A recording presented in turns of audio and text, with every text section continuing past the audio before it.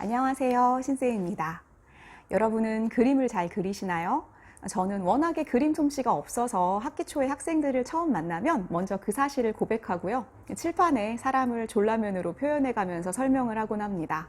그래서 그림으로 뭔가를 잘 표현하는 사람들을 보면 굉장히 부러운데요. 인간은 누구나 어떤 자신의 감정 그리고 생각들을 어떤 방법으로든 표현하고 싶어하는 그런 본능이 있는 것 같아요.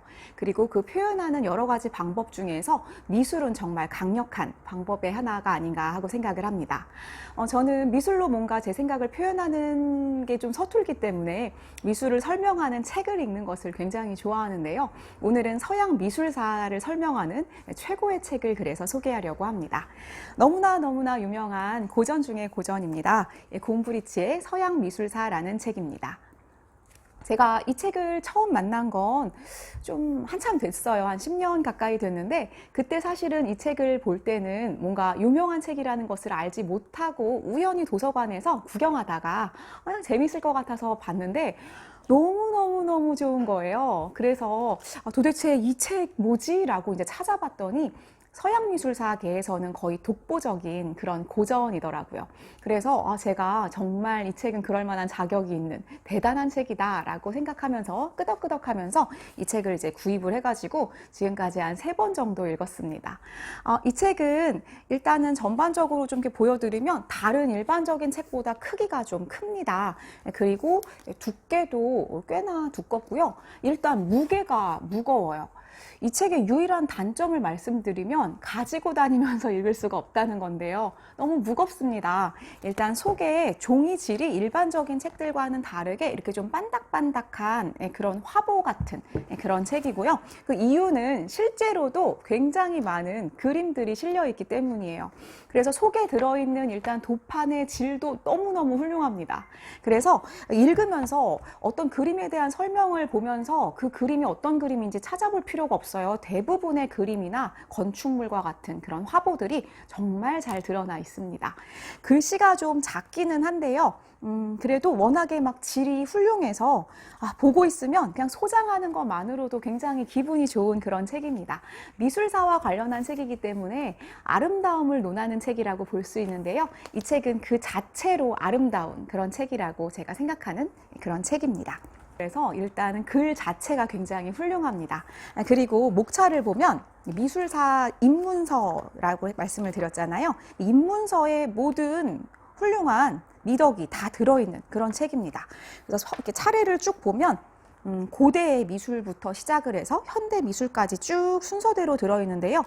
목차를 보면은 이제 중세 미술 그리고 이제 근대 미술로 들어오면서 뭐 16세기, 17세기, 18세기, 19세기 이렇게 전부 다 굉장히 세분화되어 있어요. 그리고 예를 들면 뭐 16세기 초에 베네치아와 북부 이탈리아, 16세기 초에 토스카나와 로마, 16세기 초에 독일과 네덜란드 이런 식으로 굉장히 자세하게 내용 설명이 너무나 풍부하게 잘 들어가 있습니다. 그래서 이 한 권만 읽는 것만으로도 굉장히 많은 지식을 얻을 수가 있고요. 좀 지적인 충만함, 지적인 희열을 느낄 수 있는 그런 책입니다. 제가 전에 한번 어떤 개론서가 좋은 개론서냐라는 이야기를 과학 개론서 할 때 잠시 드린 적이 있었는데 그때 제가 저자가 이 분야에 대해서 얼만큼 사랑과 애정을 가지고 있느냐가 저는 가장 중요한 것 같다라고 말씀드린 적이 있어요. 곰브리치는 그야말로 미술과 작품에 대한 사랑이 책 전체에서 넘칩니다. 그리고 각각의 미술가들을 굉장히 애정이 넘치는 시각으로 바라보고 있어요. 그래서 곰브리치 이야기와 함께 그 미술 작품 그리고 미술가들을 이렇게 쭉 따라가다 보면 나도 막 그 따뜻한 마음을 가지고 정말 큰 애정을 가지고 함께 그림을 살펴보는 듯한 그런 느낌을 받을 수가 있습니다. 그래서 이 책은 지성과 감성을 동시에 잡는 그리고 지성과 감성에 대한 우리의 욕구를 동시에 충족시킬 수 있는 그런 최고의 책이라고 생각을 합니다. 그럼 이 방대한 책에서 다루고 있는 서양 미술사를 제가 감히 정말 간단하게 아주 러프하게 조금 정리를 해드리도록 할게요. 일단은 곰브리치는 고대 미술을 원시 시대의 미술부터 얘기를 하고 있습니다. 그래서 선사 시대의 우리 그림들, 벽화 같은 것들, 이제 그런 얘기들을 시작을 하고 있고요. 일단은 고대 미술에서는 우리가 두 시대의 미술사를 꼭 알아야 되는 부분들 있어서 먼저 말씀을 드리도록 할게요. 하나는 이집트 미술이고 두 번째는 그리스 미술입니다. 이 두 개의 미술 사조가 그 뒤에도 계속해서 반복이 됩니다. 그래서 약간 이제 변증법처럼 두 가지가 서로 왔다 갔다 하는 유행이라고 해야 될까요? 이런 것들을 이제 계속해서 볼 수가 있어요. 그래서 이 두 시대의 미술을 자세히 보는 것이 굉장히 중요한 그런 부분인 것 같습니다. 일단 이집트 시대의 미술을 보면 이집트는 종교를 굉장히 중시하는 목표가 이제 종교, 신과 그때 이제 파라오가 등장하는 그런 시대잖아요. 파라오는 즉 신이죠. 그래서 이집트 미술은 신을 표현하는 그런 미술이 대체적으로 이제 나타나 있고요. 이집트 미술을 보면 굉장히 특이한 게 이 그림이 옆모습인지 앞모습인지 알 수가 없는 그런 모습들을 보여주고 있어요. 그 이유는 가장 정확하다고 생각하는, 예를 들면 눈은 앞모습으로 그리는 게 그 본질을 가장 잘 보여주고 다리는 옆모습을 보여주는 게 본질을 보여주는데 가장 적합합니다. 앞에 상체는 앞모습이 더 좋은 것 같고요. 얼굴은 코를 보여주려면 이렇게 옆모습을 보여주는 게 더 적합하다고 생각한 것 같아서 그거를 다 섞어서 그렸습니다. 그래서 이집트 미술 같은 경우는 우리 머릿속에 들어있는 본질을 끄집어내서 그림으로 표현한 그런 게 특징이라서요. 굉장히 관념적인 그런 특징이 있다고 볼 수 있을 것 같아요. 그리고 종교를 주제로 하기 때문에 영원함을 주제로 합니다. 그리고 또 이제 하늘을 향하는 그런 미술이라고 보시면 될 것 같아요. 자, 그리고 반대로 그리스 미술은 굉장히 사실적이고 아름다운 인간의 육체를 경험적으로 관찰한 그대로 표현하는 그런 특징을 가지고 있는 것 같습니다. 그래서 좀 더 인간이 사변적이고 머릿속으로 생각하는 게 아니라 내 눈으로 직접 관찰한 경험적이고 사실적인 미술의 특징이다. 이렇게 보면 될 것 같고요. 인간들은 시시각각 자신의 감정이 변하기 때문에 얼굴 표정도 보면 항상 다르죠. 그래서 인간들을 표현하는데 좀 더 최적화되어 있는 그런 미술의 형태라고 볼 수가 있을 것 같아요. 우리는 일반적으로 그리스 미술 쪽을 봤을 때 조금 아름답다고 느끼는 사람들이 많습니다. 하지만 아름다움에 대한 시각은 사실 시대에 따라 다르기 때문에 절대적으로 우리가 표현할 수가 없는 그런 거라는 이야기들도 또 이제 내용에 들어 있습니다. 시간이 이제 지나게 되면 이집트 미술과 그리스 미술을 가지고 다음 시대로 떠나보도록 하겠습니다. 이제 그리스 로마 시대의 이런 미술들이 쭉 유행을 하다가 로마 이후에 이제 중세 시대로 접어들게 됩니다. 우리는 중세를 암흑시대라고 부르는데요. 암흑시대인 중세시대로 들어오면 이제 이집트 미술적인 형태가 나타나게 됩니다.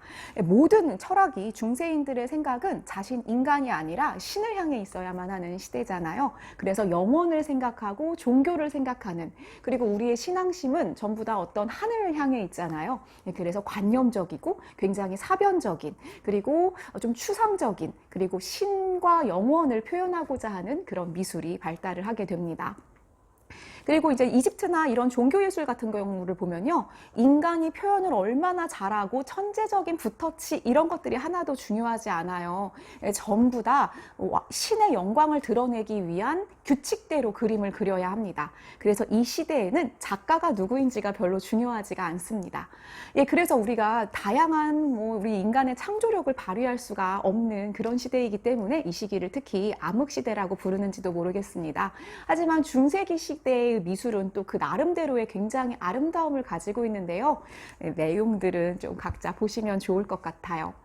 이제 중세를 지나고 나면 르네상스 시대로 오게 됩니다. 이 곰브리치도 르네상스 시대를 가장 오랫동안 다루게 되는데요. 르네상스는 부활을 의미하는 단어죠. 부활이라고 하면 그리스 로마 시대로의 회귀를 말합니다. 그래서 이제 이집트 형식의 중세 미술이 끝나고 그리스 형식의 새로운 르네상스 미술이 나타나게 됩니다. 아까 말씀드린 바와 같이 그리스 미술은 인간을 사실적으로 그리고 굉장히 아름다운 인간의 육체를 표현하는 그런 특징을 가지고 있잖아요. 그래서 르네상스 미술은 이제 그 아름다움을 극대화하기 시작합니다. 그리고 마치 약속이라도 한 것처럼 전에도 제가 이탈리아 르네상스 말씀드린 적이 있었는데 피렌체에서 정말 천재들이 막 폭발적으로 나타나게 됩니다. 일단은 르네상스를 이끈 처음에 이제 조토나 마사추아 같은 사람들이 등장해서 원근법 같은 것들을 이제 직접 작품에서 보여주게 되고요. 있어요. 이전의 사람들은 그림에서 원근이라는 개념 자체가 없었는데 처음으로 그림 속에서 멀고 가까움을 경험했을 때 얼마나 충격이었을지 우리가 조금 상상해 보면 굉장히 재미있습니다.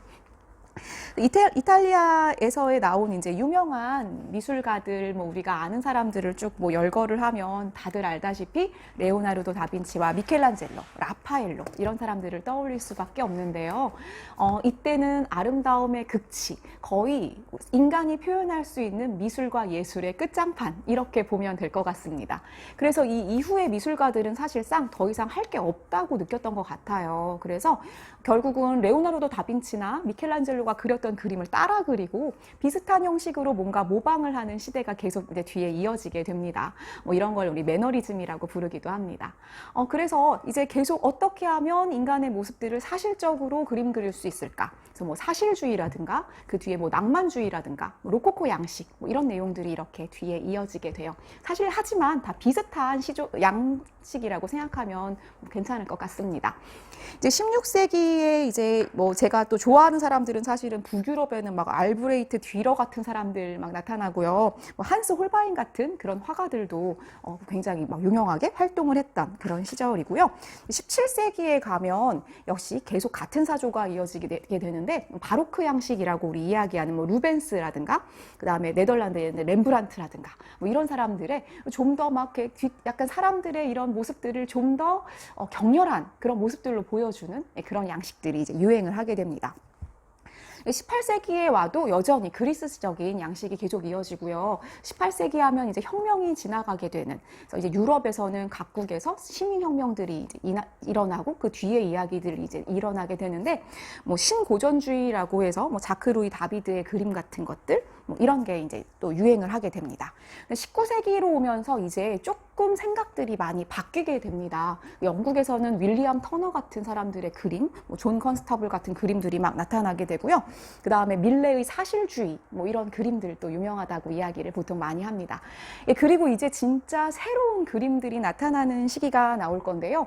우리가 인상주의라고 하는 사람들이 나타나게 됩니다.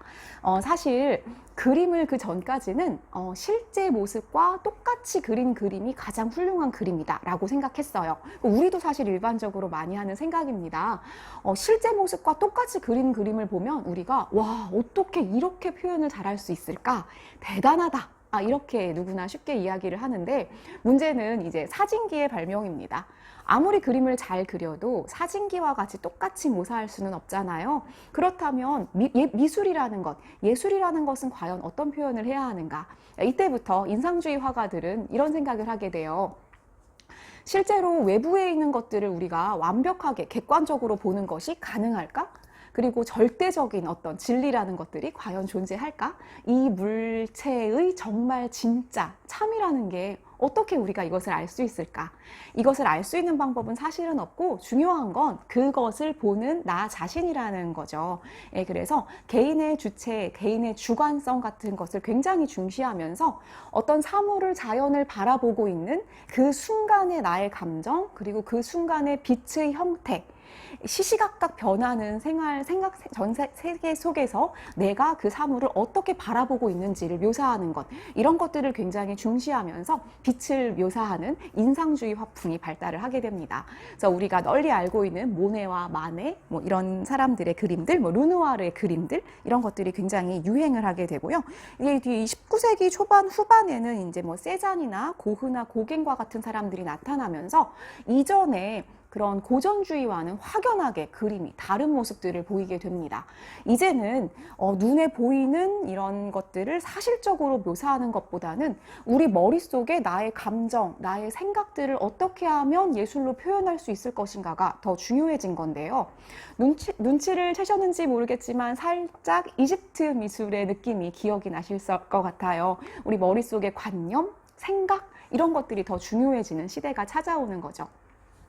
19세기에 이제 고흐나 고갱의 그림 같은 것들을 보면, 특히 우리나라 사람들이 굉장히 좋아하는 고흐의 그림 같은 것들을 보면 고흐의 감정이 있는 그대로 느껴지는 경우가 굉장히 많습니다. 그래서 휘몰아치는 본인의 감정들, 이런 것들을 그림을 보는 사람이 함께 고스란히 느낄 수 있게 되는 이제 그런 시대로 넘어오게 됩니다. 이제 20세기에는 우리가 이제 유명한, 그야말로 우리에게 가장 전설적인 사람들도 나타나죠. 피카소와 마티스 같은 사람들이 나타나게 됩니다.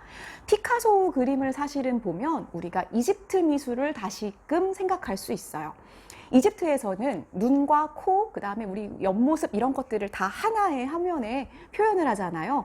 피카소의 입체주의도 보면 우리가 그냥 보는 것이 아니라 그 사람의 또는 그 사물의 본질을 드러내기 위해서 다양한 측면에서 본 각도들이 다 섞여서 하나의 화면에 구상이 됩니다. 그래서 이러한 피카소의 입체주의 같은 것들을 우리가 보면서 현대 미술로 오는 그런 흐름을 파악을 할 수가 있죠. 그래서 현대 미술의 추상화, 추상주의 이런 것들은 사실상 그리스에서 이제는 다시 과거의 이집트 미술의 그런 철학으로 돌아왔다라고 볼 수도 있을 것 같아요. 제가 감히 굉장히 짧게 한 5분 정도 러프하게 이야기를 말씀을 드렸는데, 이렇게 이야기를 쭉 정리하는 것보다는 직접 책을 읽으시면 훨씬 더 재미있는 내용이다라고 말씀을 드리고 싶어요.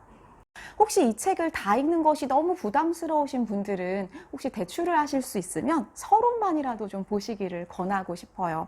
이 곰브리치의 서론에 나오는 첫 문장이 너무너무 좋습니다. 제가 정말 읽고 감동했던 부분인데요. 첫 문장이 이렇습니다. 미술이라는 것은 사실상 존재하지 않는다. 다만 미술가들이 있을 뿐이다.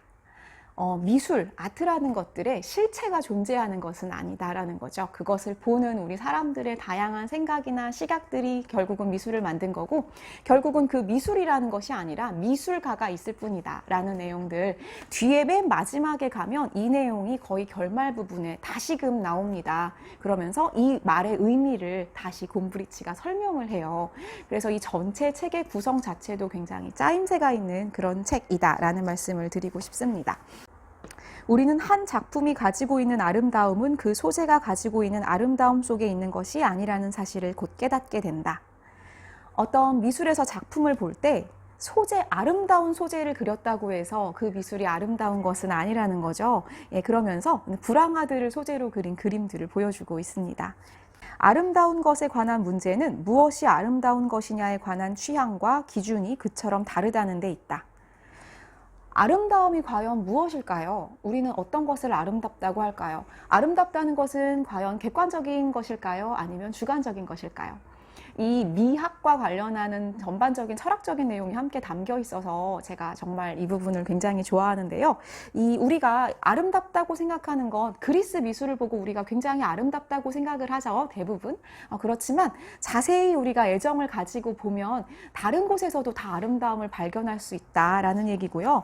또 취향의 차이 같은 것들은 사실상 서로 다 인정해야 하는 부분이 또 있습니다.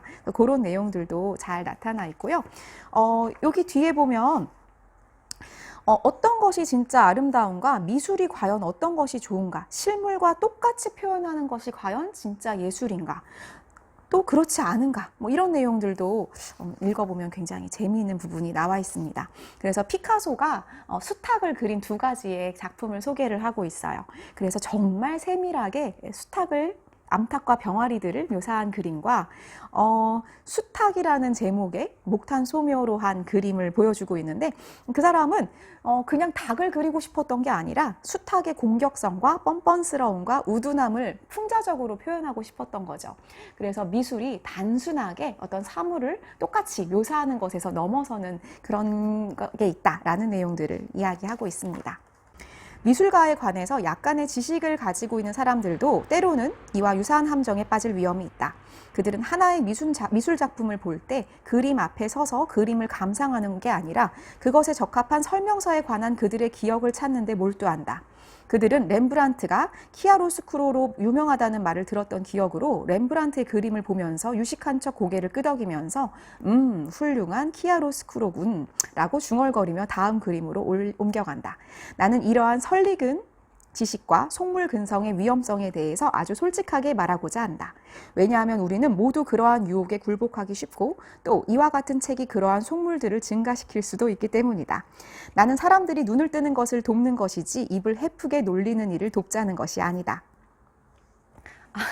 저 이 부분 굉장히 좋아하는데, 미술을 좋아하는 것, 미술에 대해서 아는 척을 하는 게 목표가 아니라는 거죠. 그래서 이러한 곰브리치의 이런 서양 미술사를 보고 나면 굉장히 많은 지식들이 쏟아져 나오는데, 사실 본질은 그 지식, 그리고 여기에 나오는 미술에 관련한 역사, 그리고 이론적인 지식이 아니라 우리가 그 그림에 대해서 애정을 가지고 그림을 볼 수 있는 어떤 정서적인 기쁨, 그리고 그 미술가가 그 속에 들인 미술가의 영혼이나 거기에 들인 애정, 그리고 노력을 함께 공감할 수 있는가, 이런 게 더 중요한 게 아닌가라는 곰브리치의 이야기가 굉장히 와닿았습니다. 그리고 우리가 교과서에서 봤던 그 그림들을 직접 전시회에 가서 그때 봤던 그거구나 라고 확인하려고 전시회에 가서 그림을 보는 것은 아닌 것 같습니다.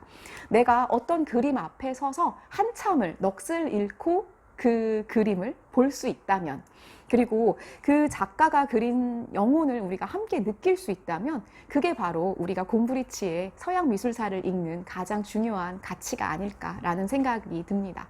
그리고 또 이 미술과 관련해서 내가 문외한이다, 나는 잘 몰랐다, 이런 분들도 여기서 조금 흥미를 느끼고 미술을 통해서 자기 자신에 대한 정서적인 기쁨, 그리고 지적인 욕구를 좀 충족시킬 수 있는 그런 시간이 되셨으면 하는 마음으로 오늘의 책을 소개를 했습니다.